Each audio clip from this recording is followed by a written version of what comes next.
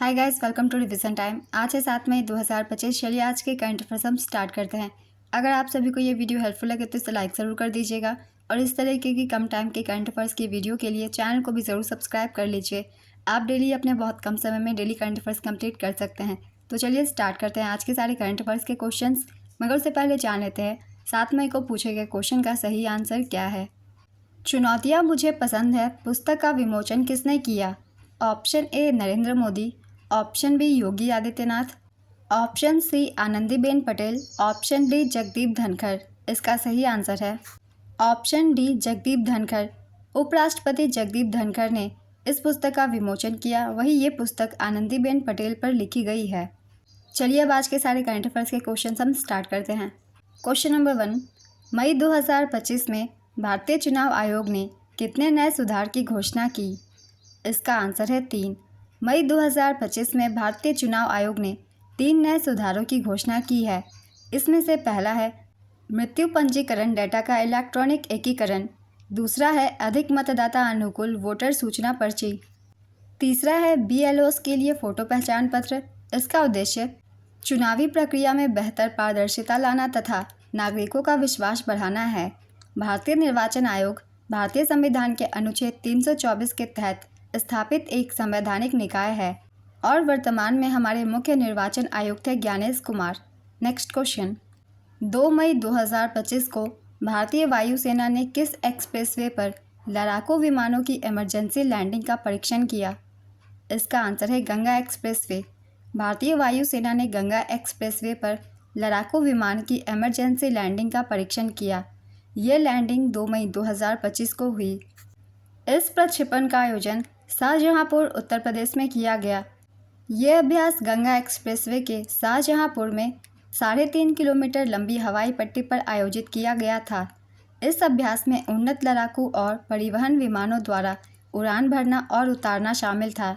युद्ध की स्थिति में इमरजेंसी टेक ऑफ और लैंडिंग करने के उद्देश्य से भारत के कई एक्सप्रेसवेज पर एयर स्ट्रिप लगाई गई है।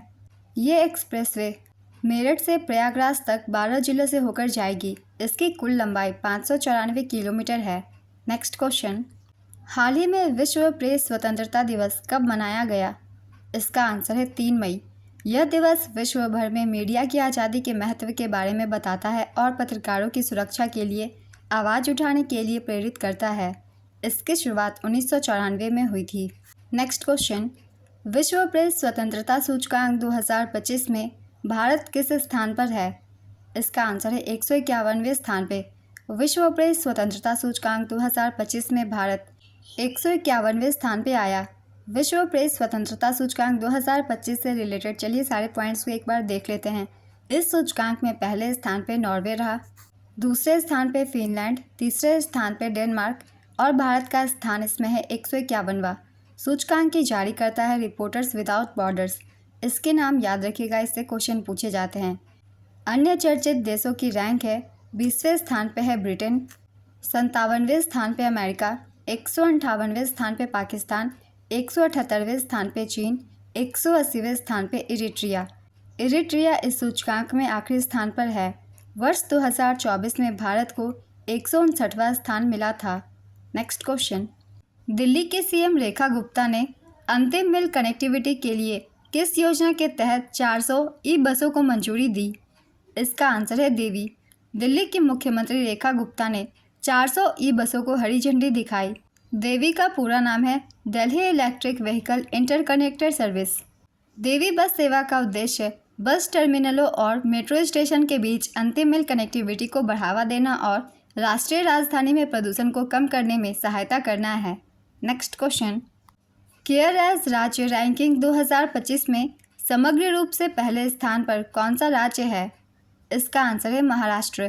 केयर एज राज्य रैंकिंग 2025 में महाराष्ट्र समग्र रूप से पहले स्थान पर है। ये रैंकिंग 7 प्रमुख स्तंभों आर्थिक, राजकोषीय, बुनियादी ढांचा, वित्तीय विकास, सामाजिक शासन और पर्यावरण के आधार पर दी गई है, जिनमें कुल 50 संकेतकों का मूल्यांकन किया गया है। केयर एज रेटिंग्स में टॉप 3 राज्य हैं। पहले स्थान पे महाराष्ट्र, दूसरे स्थान पे गुजरात, तीसरे स्थान पे कर्नाटक, वही गोवा छोटे राज्यों में सबसे ऊपर रहा। नेक्स्ट क्वेश्चन, IMF के अनुसार भारत कब तक दुनिया की तीसरी सबसे बड़ी अर्थव्यवस्था बन जाएगा? इसका आंसर है 2030 तक। IMF के अनुसार भारत 2030 तक दुनिया की तीसरी सबसे बड़ी अर्थव्यवस्था बन जाएगा। अंतर्राष्ट्रीय मुद्रा कोष के अनुसार भारत आज भी सबसे तेजी से विकास कर रही प्रमुख अर्थव्यवस्था बना हुआ है। IMF की वर्ल्ड इकोनॉमिक आउटलुक अप्रैल 2025 के अनुसार भारत वर्तमान में दुनिया की चौथी सबसे बड़ी अर्थव्यवस्था बन चुका है। इस सूची में पहले स्थान पर संयुक्त राज्य अमेरिका है। यहाँ की अर्थव्यवस्था 30.34 ट्रिलियन डॉलर की है। दूसरे स्थान पर चीन है। चीन की अर्थव्यवस्था 19.53 ट्रिलियन डॉलर की है। तीसरे स्थान पर जर्मनी की अर्थव्यवस्था 4.92 ट्रिलियन डॉलर की है और भारत का स्थान है चौथा। भारत की अर्थव्यवस्था 4.39 ट्रिलियन डॉलर की है और इस सूची में पाँचवें स्थान पर जापान है। जापान की अर्थव्यवस्था है 4.27 ट्रिलियन डॉलर। नेक्स्ट क्वेश्चन, हाल ही में किसे chief of integrated defence staff नियुक्त किया गया? इसका आंसर है एयर मार्शल आशुतोष दीक्षित। भारत की रक्षा नेतृत्व में 1 मई 2025 को थल सेना और वायुसेना के स्तर पर महत्वपूर्ण बदलाव हुए। एयर मार्शल आशुतोष दीक्षित ने chief of integrated defence staff के रूप में पदभार ग्रहण किया। एयर मार्शल तजिंदर सेन ने भारतीय वायुसेना के प्रशिक्षण कमान का पदभार संभाला। लेफ्टिनेंट जनरल प्रतीक शर्मा ने भारतीय थल सेना की नॉर्दर्न कमान का नेतृत्व संभाला है।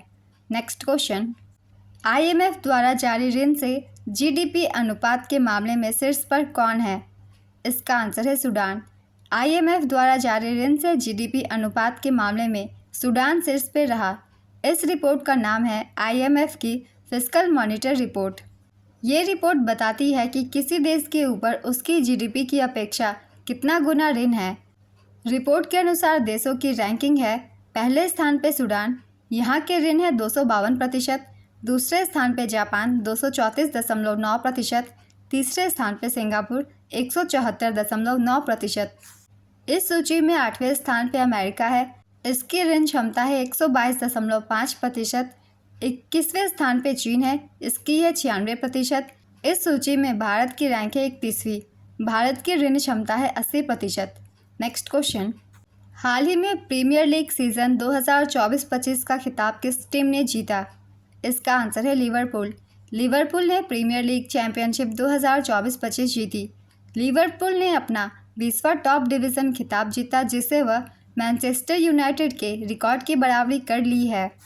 लिवरपूल ने 82 अंकों के साथ 34 मैचों में खिताब अपने नाम किया और सेनेल ने 67 अंकों के साथ दूसरा स्थान हासिल किया। नेक्स्ट क्वेश्चन, भारत सरकार ने किस देश से मराठा योद्धा रघुजी भोसले की तलवार को वापस प्राप्त किया? इसका आंसर है इंग्लैंड। महाराष्ट्र सरकार ने लंदन में हुई नीलामी में मराठा योद्धा रघुजी भोसले प्रथम की ऐतिहासिक तलवार को खरीदा। भारत ने इस तलवार को 29 अप्रैल 2025 को खरीदा। इस तलवार का मूल्य 47.15 लाख रुपए थी। यह तलवार मराठा वीरता और विरासत की प्रतीक है। इसे फिरंगी शैली से बनाया गया है। तलवार में देवनागरी में श्रीमंत रघुजी भोसले सेना साहेब सूबा फिरंग लिखा हुआ है। नेक्स्ट क्वेश्चन, किस राज्य में विझिंजम बंदरगाह का उद्घाटन किया गया है? इसका आंसर है केरल। प्रधानमंत्री नरेंद्र मोदी ने केरल के तिरुवनंतपुरम में Vizhinjam international deep sea water multipurpose sea port का उद्घाटन किया है। इसका स्थान है विझिंजम तिरुवनंतपुरम के पास केरल में। यह भारत का पहला सेमी ऑटोमेटेड डीप वाटर अंतर्राष्ट्रीय कंटेनर ट्रांसशिपमेंट पोर्ट है। इसके साझेदार है केरल सरकार और Adani Vizhinjam port private limited.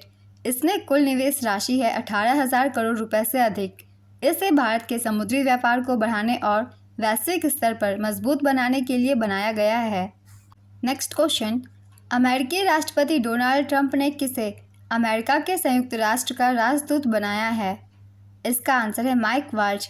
अमेरिकी राष्ट्रपति डोनाल्ड ट्रंप ने माइक वाल्ज को अमेरिका के संयुक्त राष्ट्र में राजदूत बनाया है। माइक वाल्ज अभी तक राष्ट्रीय सुरक्षा सलाहकार थे। ट्रंप ने विदेश मंत्री मार्को रूबियो और राष्ट्रीय सुरक्षा सलाहकार पद की भी जिम्मेदारी दे दी है। आज के सारे करंट अफेयर्स के क्वेश्चंस कंप्लीट होते हैं। चलिए अब आज का क्वेश्चन देखते हैं क्या है। वर्ल्ड इकोनॉमिक आउटलुक रिपोर्ट किसके द्वारा जारी की जाती है? Option A WTO, option B ILO, option C IMF, option D वीपो। अपना आंसर गेस कीजिए या फिर कमेंट बॉक्स में दीजिए।